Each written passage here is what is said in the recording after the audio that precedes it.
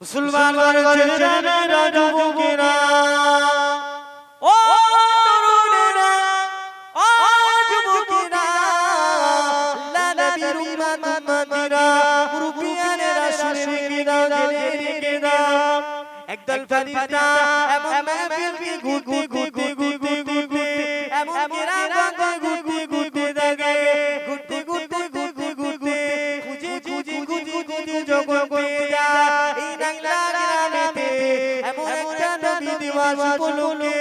এমন একটা মাহফিল বানিয়েছে অনেক মুরব্বিদের কষ্ট রয়েছে বাবা-মায়েদের মেহনত রয়েছে তারা মেহনত করে জান্নাতের বাগান সাজিয়েছে আল্লাহ পাকের ফেরেশতা খুঁজতে থাকে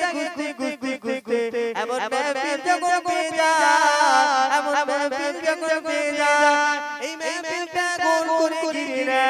এই মাহফিলটা গোল করে ঘিরে গোল করে ঘিরে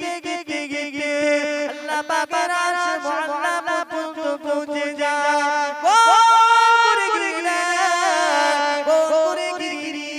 আল্লাহ পাকের মালায়েকা ফেরেশতা গোল করে যখন ঘিরতে থাকে আল্লাহ পাক সব কিছু জানে আল্লাহ পাক আলিমুল গায়ব আল্লাহ পাক অন্তর জানে আল্লাহ পাক সব কিছু জানে জানার সত্ত্বেও জিজ্ঞাসা করে আল্লাহ পাকের সাথে জিজ্ঞাসা করে যখন ফিরে যায় ও যুবকেরা আল্লাহ নবী দিন দুনিয়ার বাদশা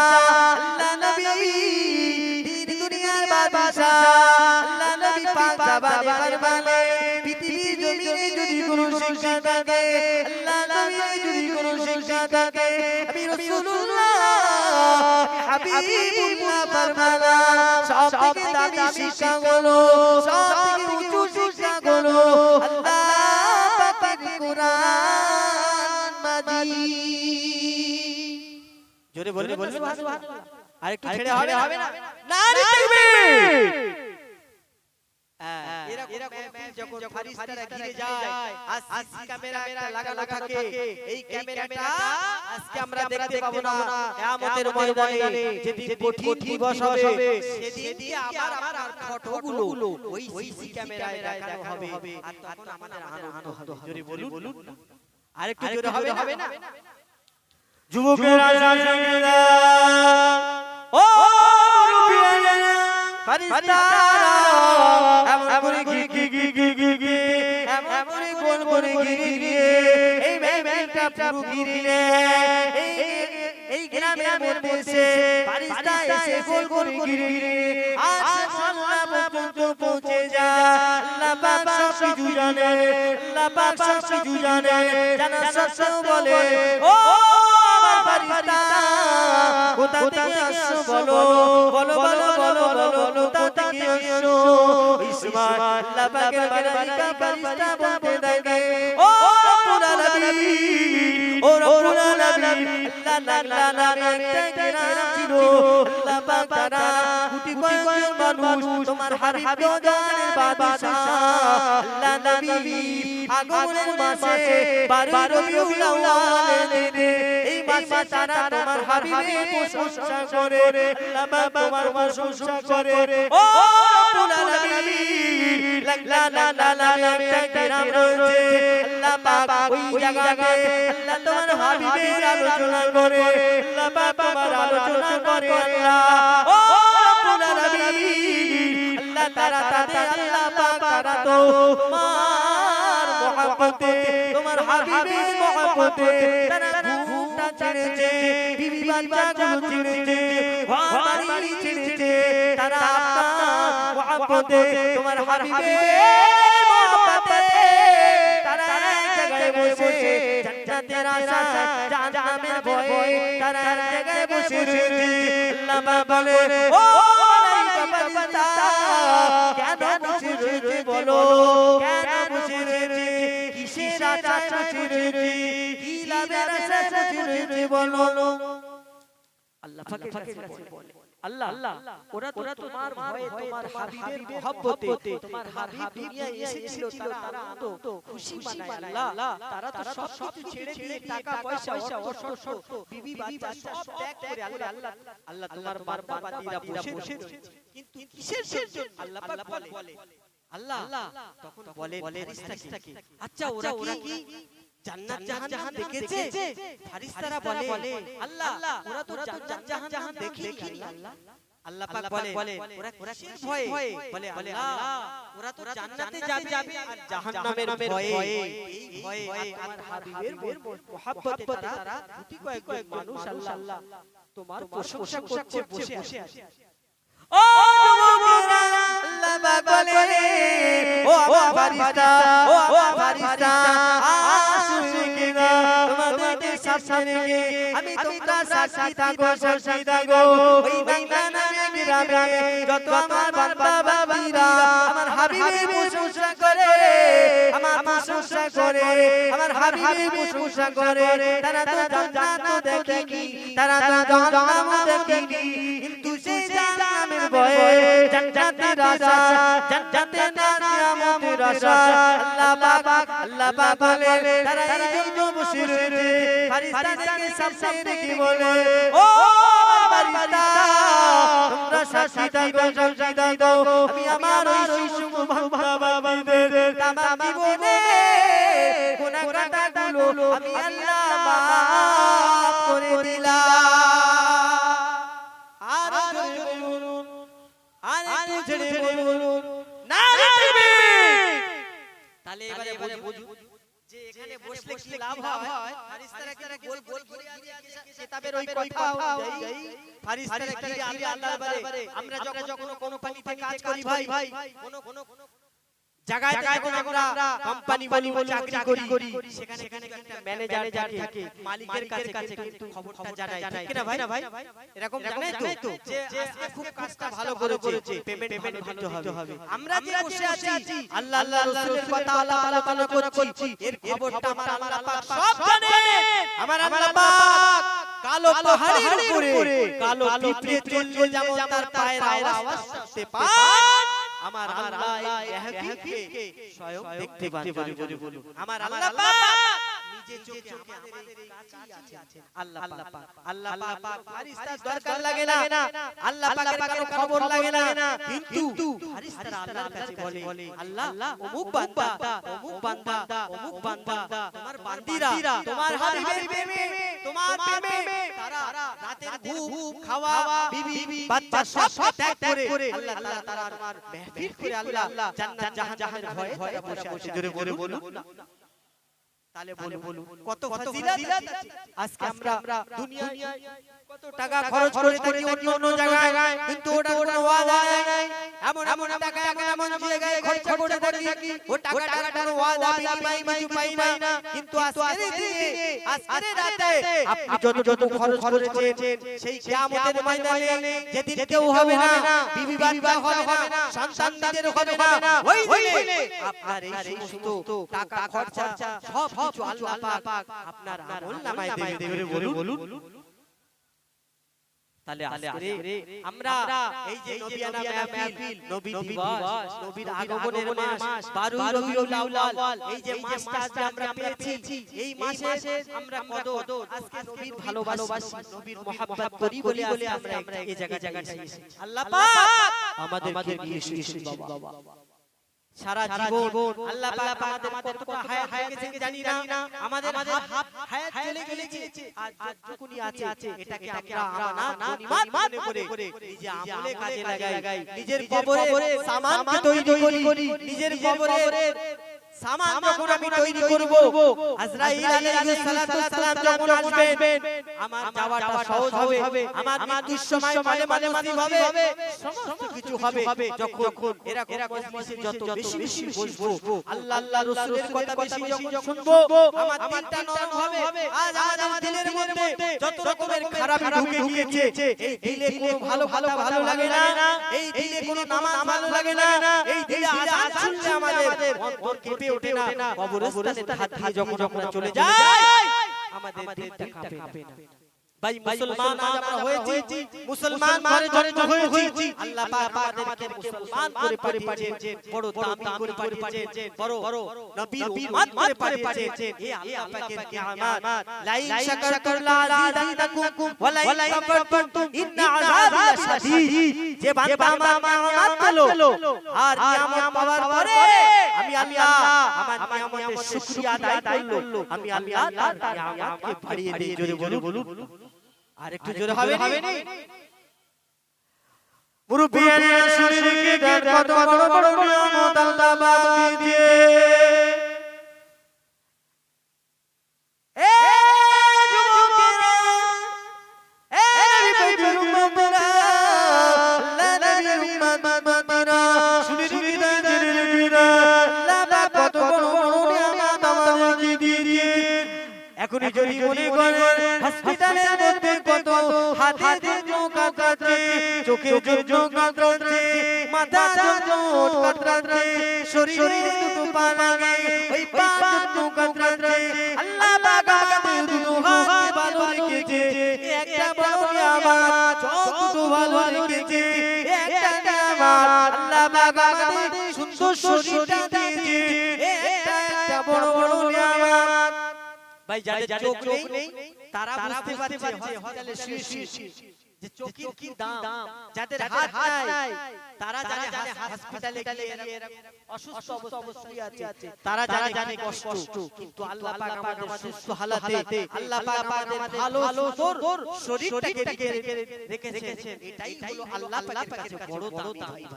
এটা আমাদের বড় নিয়ামত মনে করতে হবে। ওই আয়াত অনুযায়ী লাইন শাকারতুম লাযিদান্নাকুম ওয়া লাইন কাফারতুম ইন্না আযাবি শাদীদ। আল্লাহ পাক হাত চোখ যা দিয়েছে সমস্ত একটা নিয়ামত, একটা চোখের কত দাম। যদি আজ আমাদের চোখ কিনে লাগাতে হতো যাদের চোখ তারা জানে, একটা হাতের কত দাম, যাদের হাত নাই তারা হাতের কষ্ট সে জানে, যাদের পা নাই তাদের পা যাদের নাই তাদের কি কষ্ট তারা জানে। কিন্তু আল্লাহ পাক আমাদের দিয়ে পরীক্ষা দিয়েছে, বান্দা তোমাকে দুটো পা দিয়েছি, কিন্তু আমার হাবিবের আলোচনা হচ্ছে সেখানে বসতে পারোনি। এই দুটো হাত, এই দুটো পা, এই দুটো চোখ দিয়ে আমরা কি খারাপ করেছি কি ভালো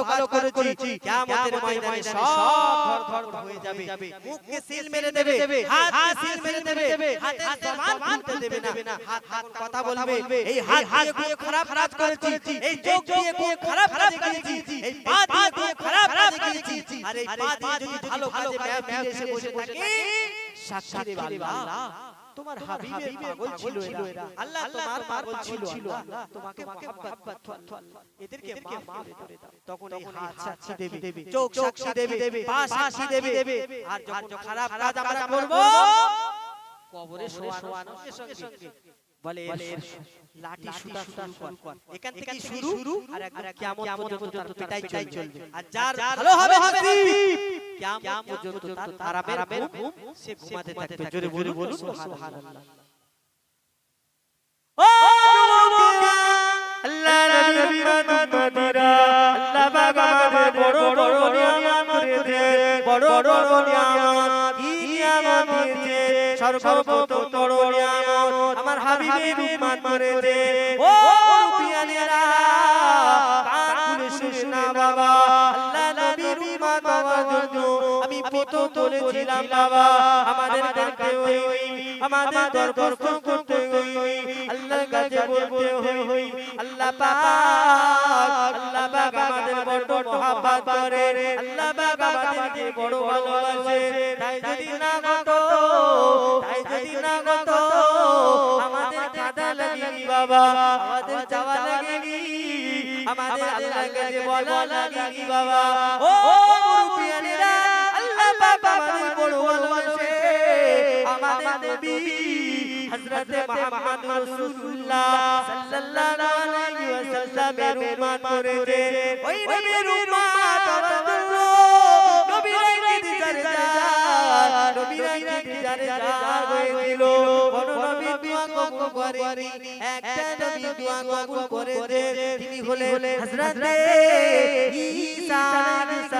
সালাম। তিনি আসবেন উম্মত হয়ে, তিনি আমাদের মতো উম্মত হয়ে। আল্লাহ পাক আমাদের মতো রহমান করে পাঠাবে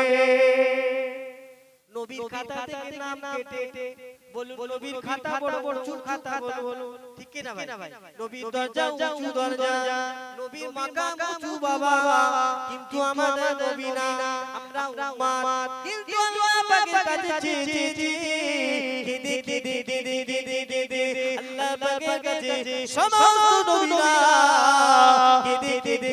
কেঁদে আল্লাহর কাছে চেয়েছে আমাদের কাছে তিনি শেষ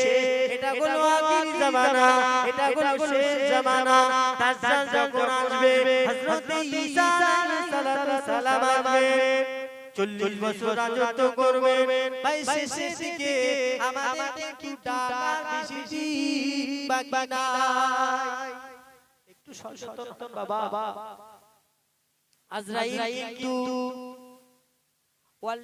আমাদের কাল কখন আসবে বলা যাবে না কিন্তু দাজ্জালের আসার আবির্ভাব হয়েছে একটা গেট আছে লুত নামে একটা গেট যে গেটটা কিন্তু তৈরি হয়ে গিয়েছে বাবা যে গেটে দাজ্জাল ঢুকবে যে গেট থেকে পরিবেশ করবে ওই দাজ্জাল সে জামানা ইমানটাকে বড় কষ্টকর হয়ে যাবে বাবা এক হাতে আগুন লাগা যাবে কষ্টকর অন্য হাতে ঈমান রাখা কষ্টকর হয়ে যাবে আগুন রাখা সহজ হয়ে যাবে কিন্তু ঈমান রাখা কষ্টকর হয়ে যাবে এটা হলো শেষ জামানা বাবা আমরা একেবারে শেষে শিখে লগ্ন আমরা একেবারে শেষে শিখে রয়েছি বাবা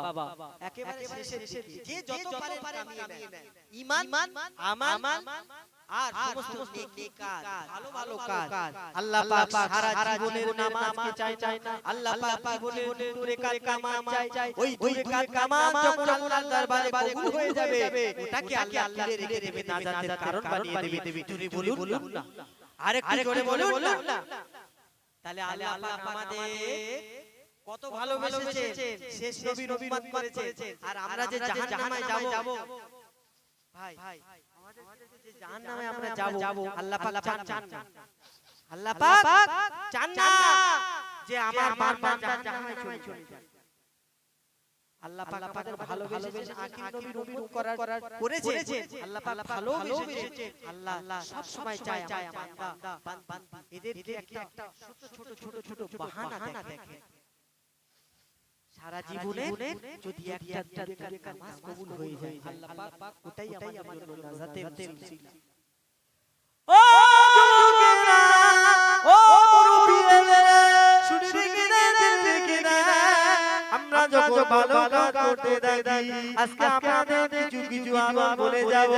যে আমলটা ওষুধের মতো না নিলে প্রেসক্রিপশনের মতো রেখে দেবে পকেটে রাখলে চলবে না আমল করবেন বাবা ওই আমলগুলো করলে আপনি শয়নের স্বপ্নে আমার হাবিবকে দেখতে পাবেন শয়নের স্বপ্নে আমার নবীকে দেখতে পাবেন আমি ওই আমলগুলো বলে যাব ও মুরব্বিরা শুনে কিনা ও মুরব্বিরা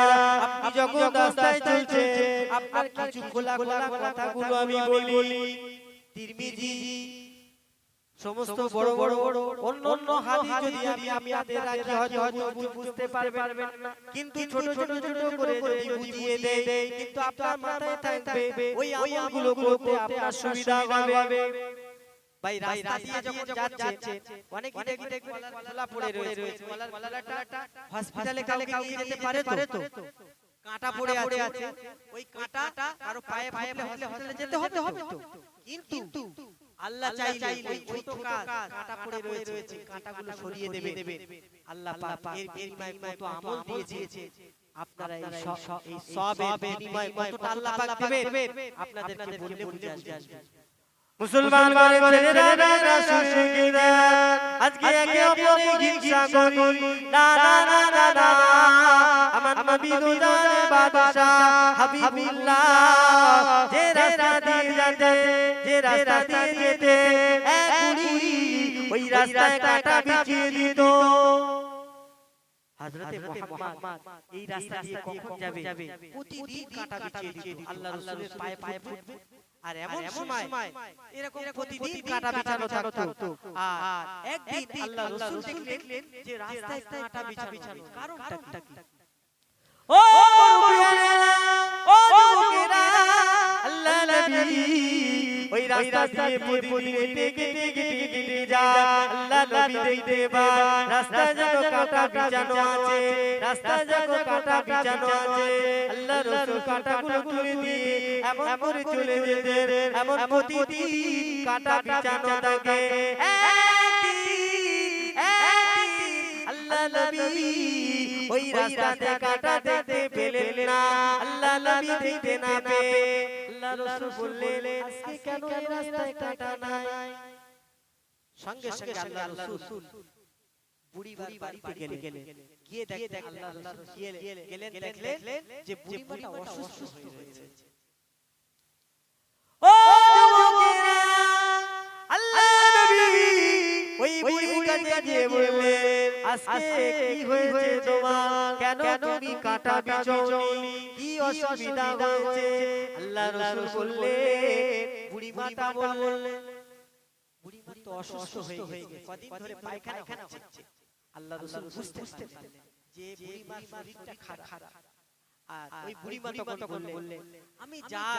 যে মানুষটা এই রাস্তা দিয়ে যাবে পায়ে কাঁটা ফুটবে বলে আমি তার পায়ে কাঁটা ফোটার জন্য আমি কাঁটা বিছিয়ে দিতাম আর সেই মানুষটা আমার শরীর খারাপ আর আমার জীবনে এসেছে ও যুবকেরা আল্লাহ নবীকে দেখতে পেয়ে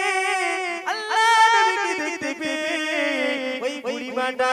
বললেন ও নবী মুহাম্মদ আমি তোমার কষ্টের জন্য আমি কাঁটা বিছিয়ে দিতাম আজকে আমার শরীরটা খারাপ হওয়ার কারণে আমি বিছানায় পড়ে রয়েছি আর তুমি আমার শরীরটা সুস্থ আছে কি আমার দেখতে এসেছো এই সময় বুড়িটা আল্লাহ রাসূলের হাতে হাত দিয়ে কলেমা পড়ে নিয়েছে আল্লাহ রাসূলের কি আখলাক ছিল বাবা বেঈমান ফেরেরা তারা